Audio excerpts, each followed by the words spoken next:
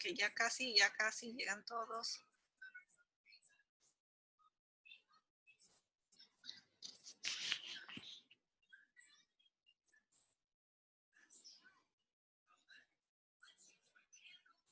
Vamos a seguir presentando acá. Ya, nos estaba hablando, no recuerdo quién, sobre la función contráctil. Nos estaba diciendo de que tienen la miosina, la actina, miosina, que estaban en el sarcómero, en cada uno de nuestros músculos y justamente tenían esa reacción contráctil. Pero aparte de los músculos, debe haber algún otro lugar también donde podemos encontrar esta función contráctil. En los filamentos delgados igual, doctora. Ya, sí, perfecto. Recuerden que para que las vacuolas, ¿no es cierto?, puedan tener movimiento, también tienen esta función contráctil, ¿no? Las vacuolas, no tanto en nosotros, dentro de nuestras células, pero en organismos, por ejemplo, como el paramecio, tienen una vacuola contráctil que le ayuda a propulsarse. ¿Ya? También ahí tenemos estas moléculas contráctiles.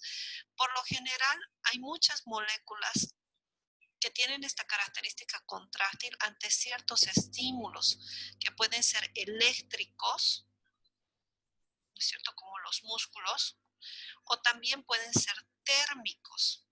Entonces, ante un efecto térmico, la molécula de la proteína va a contraerse.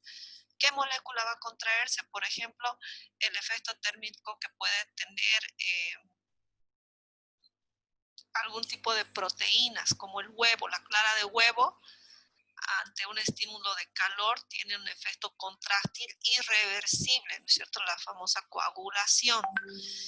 Y lo mismo puede ocurrir con otras moléculas, ¿no? Nuestra misma sangre va a tener este efecto de contracción ante este estímulo de calor o también en algunas proteínas mediante el pH, ¿no? El cambio de pH puede hacer que se contraiga o se relaje.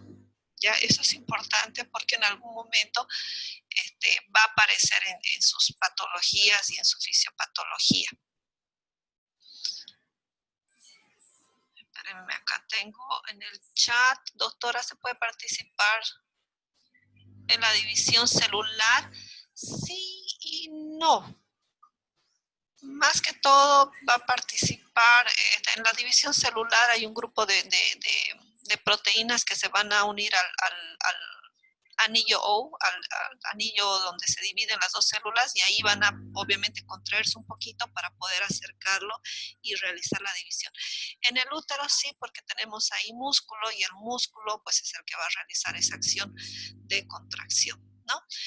Vamos con la función de almacenamiento. Creo que esta es una de las pocas moléculas que sirven de almacenamiento, pero es el último recurso que va a utilizar la célula para almacenar, ¿ya?, energía.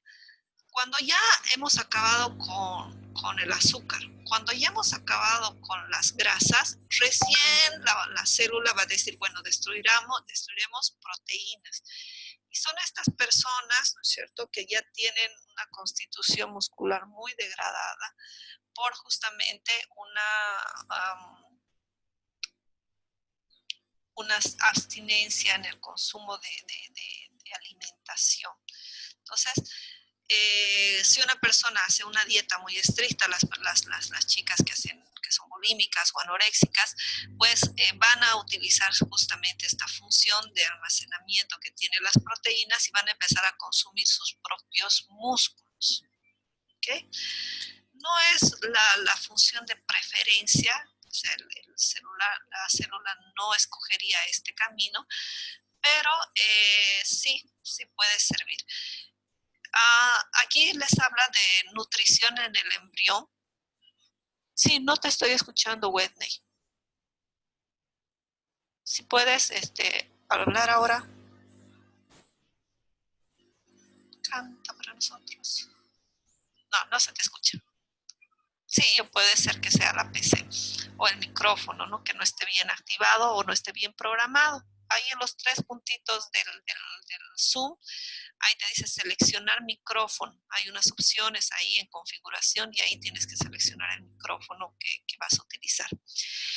Entonces, ¿por qué dice ahí? Porque en ciertas plantas, las plantas normalmente utilizan esta función de almacenamiento, donde en los granos, por ejemplo, todas las leguminosas, las arvejas, las habas, los porotos, van a tener un alto contenido de proteína. ¿Por qué? Porque es una forma de almacenamiento de la planta, la proteína para que esa semilla pueda germinar. Donde también lo vemos en el grupo animal, pues lo vemos desarrollando, por ejemplo, la clara del huevo, que ya habíamos dicho, ¿no? Que tiene esa función de nutrir al embrión y que obviamente esa es la fuente de energía que va a tener. Pero de preferencia el cuerpo humano toma como última medida la proteína para poder obtener alimento. Bueno, vámonos con nuestra última molécula, que es la que más me gusta, pero espero que no sea en la que más nos quedemos, porque ustedes ya van a tener una materia exclusiva para analizarla de arriba a abajo, desvestirla y moverla, pero tiene que tener bases, que son los ácidos nucleicos. A ver, vamos con su participación, que es sumamente importante. Cristal y Daniel, ¿qué es un ácido nucleico? ¿Yo puedo responder, doctora? Puede responder Tatiana. ¿Tatiana o Sara? ¿Quién me habló? Yo soy Tatiana. Ya, Tatiana, puedes responder. La base que yo tenía de los ácidos nucleicos era que existen dos, el ADN y el ARN. Ya. Pero antes del ADN y el ARN, ¿qué es un ácido nucleico? Vamos con Lucía. ¿Yo puedo responder, doctora? Lucía me estaba diciendo acá. Después Sara, por favor. ¿Me escucha? Escuchamos. Los ácidos nucleicos son biomacromoléculas que resultan de la polimerización de los nucleótidos unidos a través de estos enlaces que son los enlaces fosfodiéster. Entonces estos se encargan de la herencia, de la síntesis de proteínas, de la infusión de reproducción, y entonces aquí entra y están conformados por un ácido fosfórico, por un azúcar que es una pentosa y una base nitrogenada. Entonces, tanto a la base nitrogenada como al azúcar se le conoce como un nucleósido.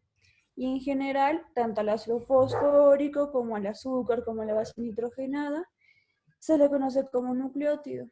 Entonces aquí sí podemos hablar de los dos tipos de ácidos nucleicos que tenemos, que es el ADN y el ARN.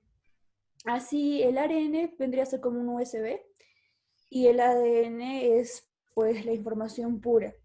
Entonces, dentro del ARN tenemos, por ejemplo, al ARN mensajero, que es la ribosa, y en el ADN, que es la información pura, que es el polímero de nucleótidos, están unidos por estos enlaces fosfodiéster y, por ejemplo,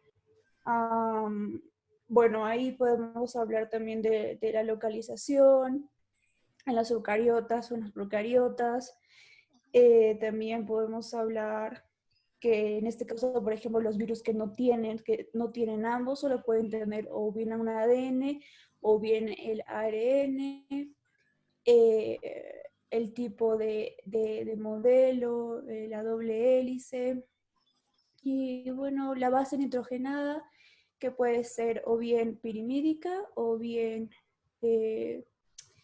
jurídica. Pirimidínicas y purínicas. Ajá, por ejemplo, si hablamos de pirimídicas, hablamos de la adenina, de la citosina, Y en el caso del ARN, del uracilo, y si hablamos de púrica, entonces hablamos de la adenina y de la guanina. Ya. Sara, ¿querías complementar algo? Después Grigot. Bueno, ya lo dijo todo la compañera, pero sobre el ADN y el ARN la diferencia sería su azúcar, porque del ADN es una hexosa y del ARN es una pentosa. No. En ambos son pentosas, pero en uno es una desoxipentosa, ácido Desoxirribosa. desoxirribosa, y en Sí, la sí, otra sí, es perdón. una pentosa sin la Ujú. carencia de ese hidroxilo. Grigot, fala, por favor. Los componentes básicos, perdón, en lo más básico del ARN es el que interpreta en sí lo que va a ser las necesidades del núcleo y a partir del fenotipo de la célula, la necesidad proteica que va a tener. Y el ADN en sí se encarga de la parte genética de replicación y herencia genética de la célula, basándose en su fenotipo y en su genotipo. Ya, perfecto. Cuando nosotros hablamos de ácidos nucleicos, sí, evidentemente nos hace referencia al ADN y al ARN. ADN, doble cadena, molécula larga, adenina, citosina, guanina y timina. Y la timina es reemplazada por uracilo en el RNA, que es una molécula pequeña, simple cadena, ¿no es cierto?, que existe de tres tipos, que es el ARN mensajero, que sale del núcleo, que es la copia del ADN que sale del núcleo, se junta con el ARN que se llama el ribosómico, que es el ribosoma en sí, que es el que va a sintetizar la nueva proteína, ayudada por el RNA de transferencia, que es el que transfiere agarra el aminoácido y con el triplete, como habían hablado con el triplete va a reconocerlo y lo va a colocar ahí en su lugar, ¿no es cierto?, en la posición que le corresponde. Y de esa manera va a ir sintetizando proteínas. Entonces no es nada más que una biblioteca o un recetario de proteínas. Eso es lo que es un recetario de proteínas. ¿Por qué? Porque ya hemos visto que las proteínas hacen todo en la célula. Son obreros estructurales, enzimas, etcétera. Entonces, solamente sirve para sintetizar proteínas, tiene mecanismos de control, de señalización, tiene secuencias codificantes, tiene secuencias no codificantes que sirven justamente para el control genómico, que varían de acuerdo a una ciencia que se llama la epigenética. Que es la epigenética, que es la constitución de todo lo que está alrededor de la célula, que va a condicionar que se transcriba o no se transcriba este DNA. ¿Por qué? Porque todas nuestras células tienen el mismo DNA. La única diferencia es que nuestras células del hígado van a leer el capítulo de la receta del hígado y nuestras células de nuestros glóbulos de nuestra médula espinal va a leer ese capítulo, de nuestra médula ósea va a leer el capítulo de cómo producir glóbulos rojos y así sucesivamente, ¿ya? Entonces, cada uno tiene su capítulo que tiene que ser leído en el momento preciso y de la forma correcta. Como había dicho, se constituyen por moléculas más pequeñas, que son los famosos nucleótidos. Cada nucleótido está conformado por un nucleósido, que es una pentosa, que es una ribosa, una desoxirribosa, en el caso del ADN, unida a una base nitrogenada. Ahí te corrijo un poquito, Lucía. Las bases purínicas, adenina, guanina, y las pirimidínicas, que son la citosina y la timina, y el uracilo, obviamente, ¿no? ¿Cuál es la manera en que se van a acordar? Las purínicas se van a acordar del memotécnico agua pura, y agua es AG, adenina, guanina. Agua pura, adenina, guanina, bases purínicas, ¿ya? Y pirimidínicas, que es nombre largo, tiene 3 moléculas y solamente tiene un anillo aromático, mientras que las purinas tienen un nombre pequeño, tiene solo 2 moléculas y tiene una estructura de doble anillo. Su enlace, ya los han dicho, es un enlace fosfodiéster que se realiza con el extremo P terminal con el oxidrilo de nuestra ribosa. Ahora, obviamente aquí va a tener un lado positivo, una lectura positiva y una lectura negativa. Entonces tenemos, como bien lo dijo su compañera, virus que son de DNA doble cadena, de DNA simple cadena, de RNA simple cadena, RNA doble cadena, y cuando es simple cadena puede ser negativo o positivo, lo mismo que el DNA, e inclusive hay virus que tienen 3 cadenas de RNA. Obviamente no están en una forma tridimensional, pero están ahí las 3 cadenas sueltitas. ¿Cómo se une y cómo se estabiliza el ADN? El ADN se estabiliza gracias a la conformación terciaria del DNA. La primaria es esta, ¿no? El nucleótido. La unión de nucleótidos va a formar una cadena que es la estructura secundaria. Esto se va a unir con otra cadena, que es su cadena complementaria. Adenina se une con timina y citosina con guanina. Se van a unir mediante los puentes de hidrógeno, dándola esta conformación de doble hélice, donde tenemos un ángulo mayor y un ángulo menor.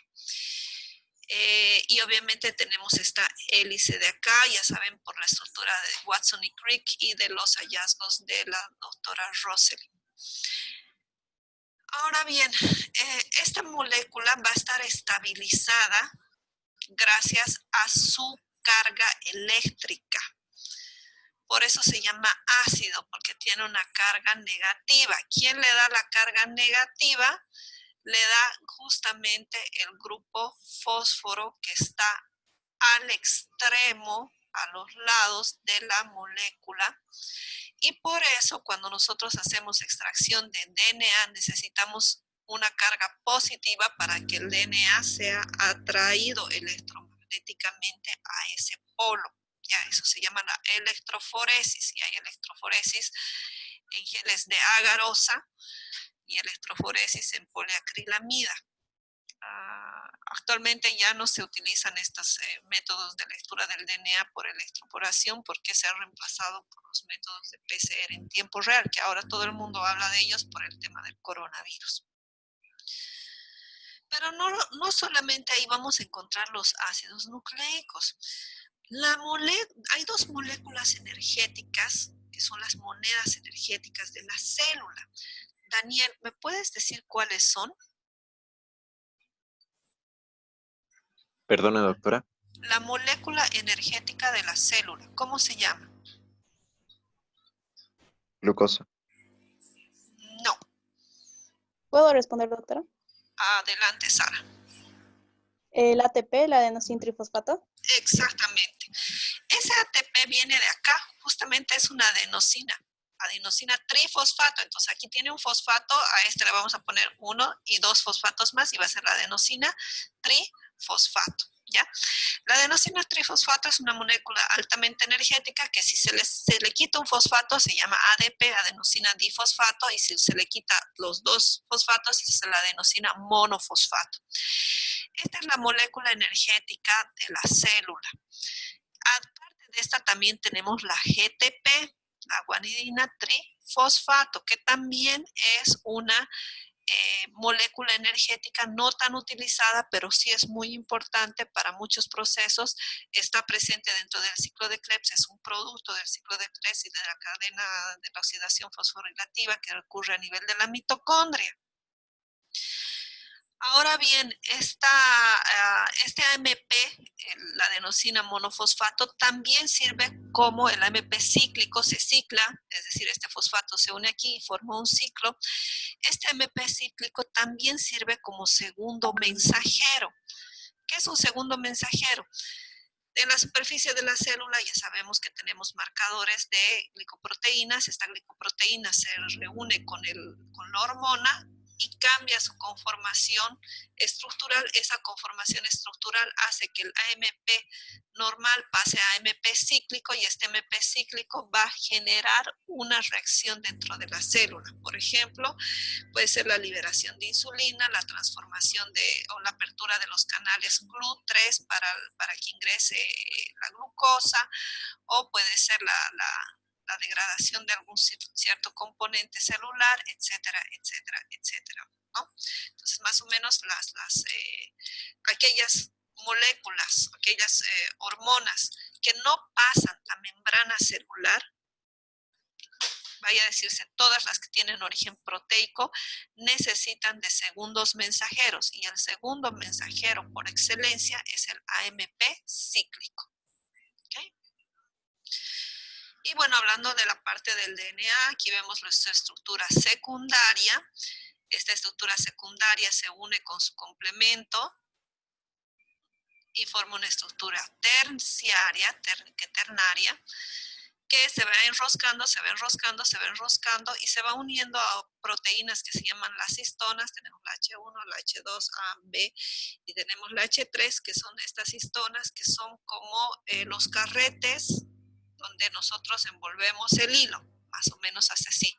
Entonces da 2 vueltas el DNA ahí y luego se une con la H1 y la H1 va a ayudarle a unirse a otra histona, para que luego las histonas vayan formando un rosete de histonas, y estas histonas, este rosete de histonas, va a ir súper enrollándose hasta formar un cromosoma, ¿no? Entonces, este sería el empaquetamiento de la molécula de DNA. Y cuando yo necesito leer un segmento en específico, pues lo que se hace es se reconoce a la histona, se le manda una señal para que se desenrolle, esta histona libera el DNA y libera el DNA. Al liberar el DNA recién pueden entrar todos los iniciadores de la transcripción para que copien ese pedazo, pero como el DNA no puede estar suelto mucho tiempo, inmediatamente se copia un pedazo, la histona que ha sido disuelta se vuelve a unir para volver a enroscar este DNA. Es parte del control celular.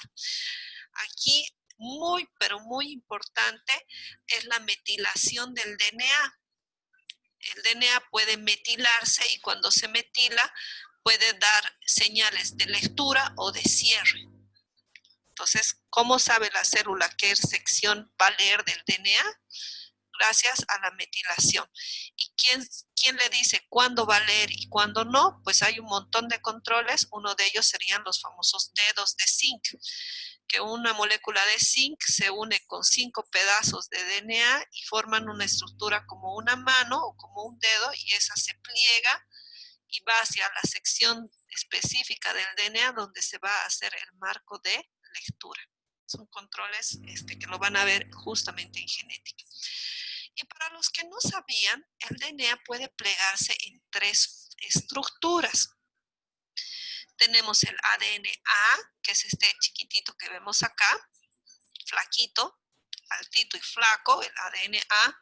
La estructura ADN-B, que es la que normalmente nosotros conocemos, y la ADN-Z, ¿ya? ¿Qué características? Tenemos 2 que son destrógiros, uno que es levógiro, que va hacia el otro lado. El ADN-Z, que es el más gordito, no se lo encuentra normalmente. El ADN-A se lo ha encontrado muy raras veces. Parece que está relacionado justamente con el cierre y apertura de la... Como voy a ir desenroscando aquí, aparte de la helicasa, pues se va a ir enrollando hacia el otro lado. Entonces ahí se lo ha podido encontrar, muy difícil de poder aislarlos y de verificar su función. Y el más estable es este de acá, que es el ADN-B, que se encuentra principalmente en el funcionamiento de la célula. ¿Qué más? Bueno, ya sabemos que todas estas moléculas, nosotros somos... Doctora, sí, adelante. perdón, ¿puede hablar más despacio? Sí, I'm trying to. En la grabación van a...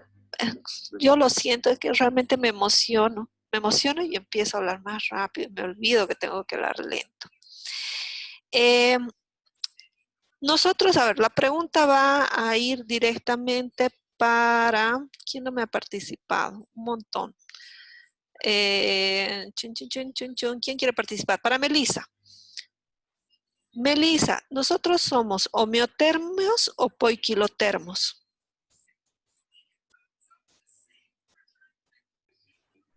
Ay, no sé la verdad, doctora. Ok. ¿Quién me dice qué significa homeo?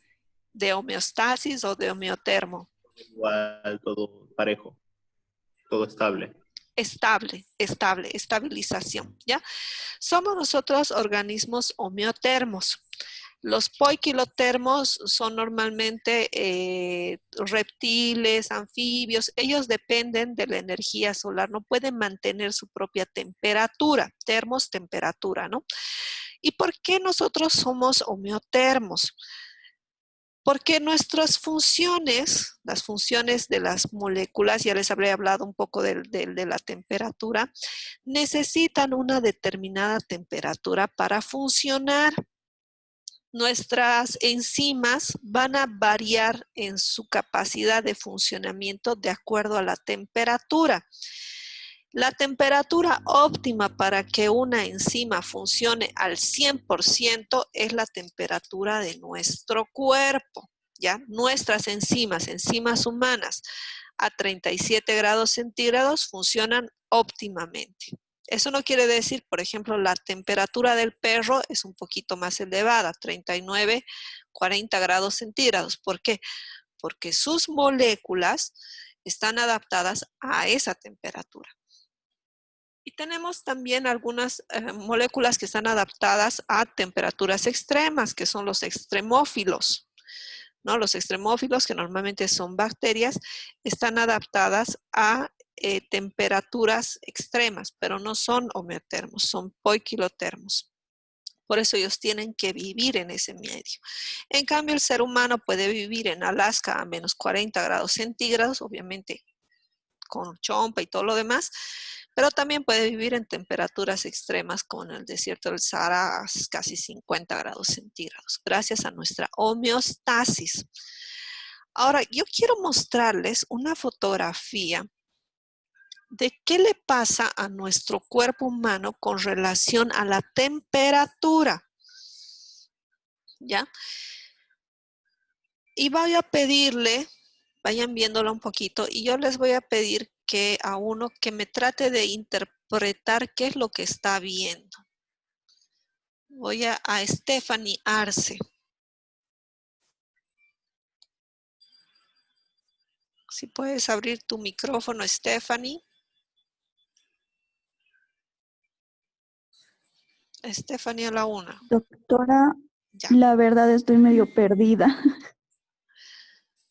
Corazón, esta parte no tiene nada que ver con lo que está en la lectura del libro, lo vas a leer, pero sí es que tú puedes mirar un poquito la figura y tratar de decirnos qué es lo que entiendes.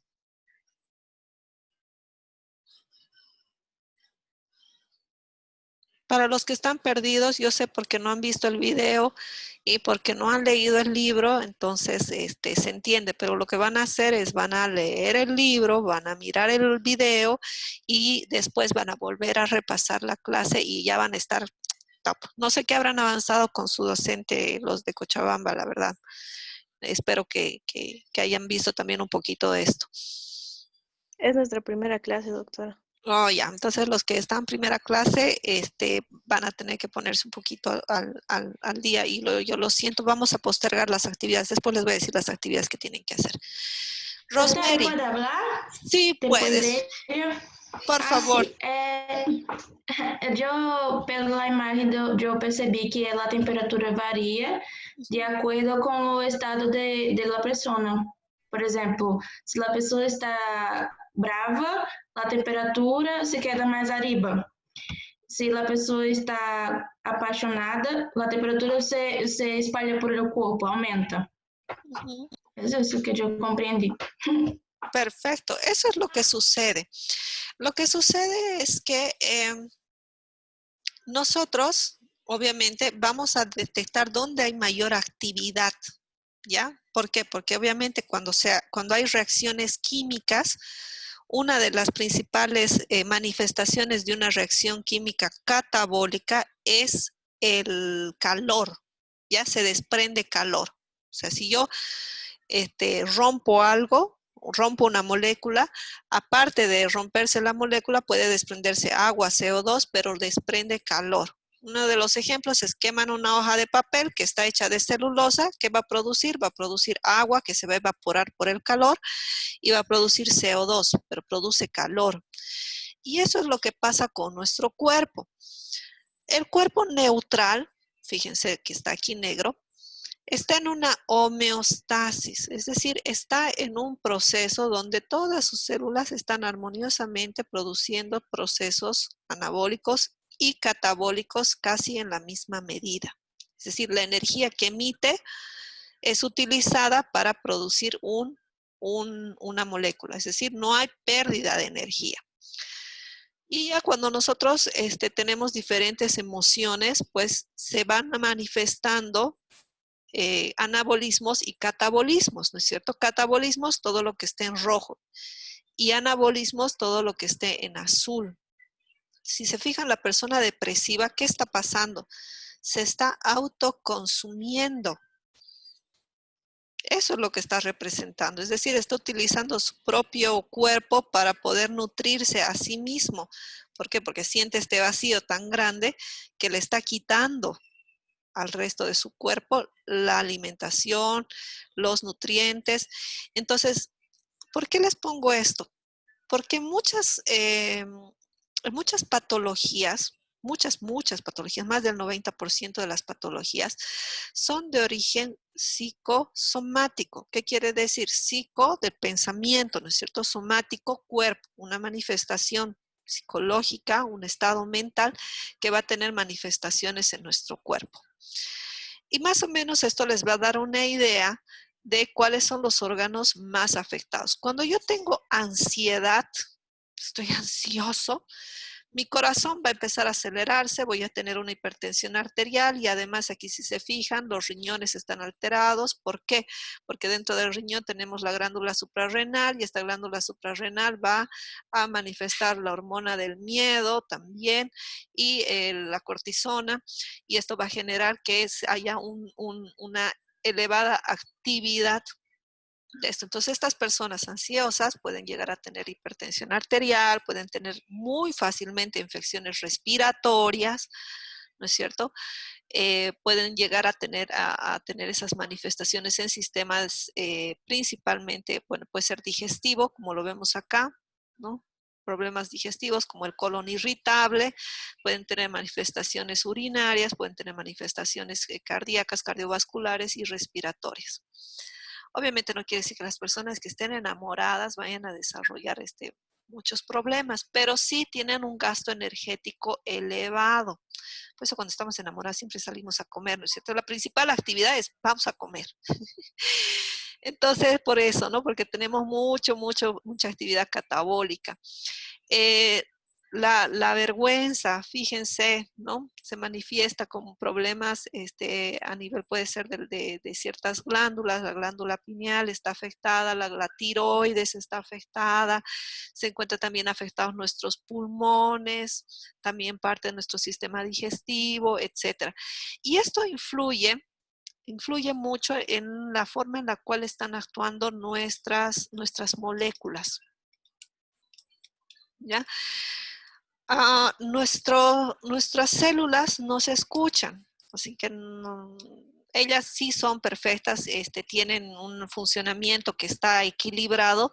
¿Y quiénes las desequilibran? Somos nosotros mismos, ¿no es cierto? Nosotros mismos que a veces nos dejamos llevar por pensamientos, por sentimientos, y que eso se manifiesta, ¿no? Una persona que está constantemente ocupada, un transportista, por ejemplo, un transportista que está sentado y todo el tiempo está peleando porque hay buses adelante, buses atrás, gente que se cruza, que no hace caso, entonces está constantemente peleando, va a generar estos problemas y estas manifestaciones principalmente en esta región.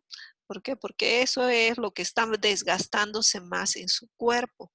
¿Por qué? Porque está constantemente realizando actividades catabólicas. Entonces, cuando nosotros tratamos a los pacientes, es verdad, con los medicamentos vamos a lograr equilibrar la homeostasis, pero no vamos a lograr hacer esto, ¿no? No vamos a poder darle una pastilla para evitar la vergüenza. ¿Me entienden? Antidepresivos sí hay, ¿no? Antidepresivos sí hay, pero con consecuencias de dañar otros sistemas, ¿no? Generar una dependencia, producir una hipertensión arterial, etc. Entonces, esto es un poquito más para que se den cuenta, la medicina ya tiene un enfoque más holístico. Ya la medicina no solamente se basa en la parte farmacéutica, sino también se basa mucho en el bienestar de mi paciente. O sea, si mi paciente es sano es porque tiene un equilibrio, obviamente, homeostático, celular, físico, ¿no? Pero también hay la parte emocional, hay la parte social, esta parte de por ejemplo, vergüenza, depresión, amor. Esto tiene que ver con la parte social. Entonces, en consulta, y es algo que siempre les trato de decir, así está en clase de bioestadística o de metodología de la investigación. La primera terapia que nosotros les damos a nuestros pacientes, la primera es la terapia psicológica.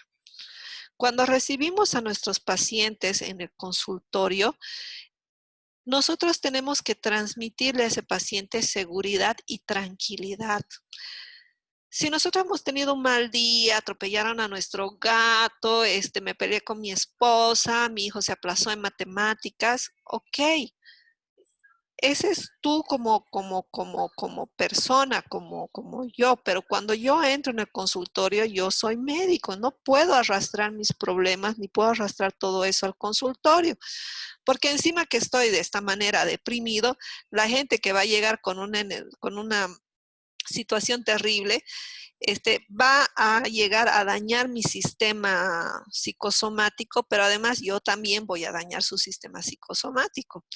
Entonces tengo que entrar siempre, siempre, siempre al consultorio, dejar así como en el momento en que me pongo la bata, yo soy Superman y ese chico flaquito, temeroso desaparece y yo en este momento soy el salvador, porque si no, ¿quién va a venir a mi consultorio, no? Si yo voy a estar todo tímido, todo deprimido, aburrido, atendiendo a mi paciente, no va a querer volver. Entonces yo tengo que ponerme esa bata de Superman, atender a mi paciente, hacerle primero esa terapia psicológica, que es decirle cómo está, lo escucho con atención, lo veo a los ojos, dígame, y yo les aseguro que el 80% de la terapia va a ser eso, que su paciente se desahogue, saque toda esta energía ahí y les diga, ¿sabe qué? Me duele mi cabeza y hace 3 semanas que y el anterior médico me ha dado algo que no me sirve, ya. Se quejó, terminó de quejarse y el paciente ya se va a sentir per se mejor. Después de eso, obviamente, le hago la anamnesis, estudios complementarios y le doy la solución a su problema, tal vez una solución terapéutica, farmacológica. Bueno, tómese esta pastilla 3 veces al día y váyase. ¡No! Tómese esta pastilla y por favor agarre y trate de evitar tener emociones fuertes, evite esto, coma mejor, ¿no es cierto? Esa parte es importante. Si no, nuestro paciente va a volver a recaer. Es importante que nosotros le enseñemos cómo nutrir a sus células, cómo funcione nuevamente su organismo de forma correcta. Y eso es con un poco de ejercicio, dándole prioridades a todo en su vida de forma ordenada, ¿no es cierto? Como es adentro, es afuera. Así que, pues esa parte es muy importante. Quiero que tal vez en este curso podamos entender un poquito más, aparte de que somos todas moléculas y reacciones químicas, estas reacciones químicas están afectando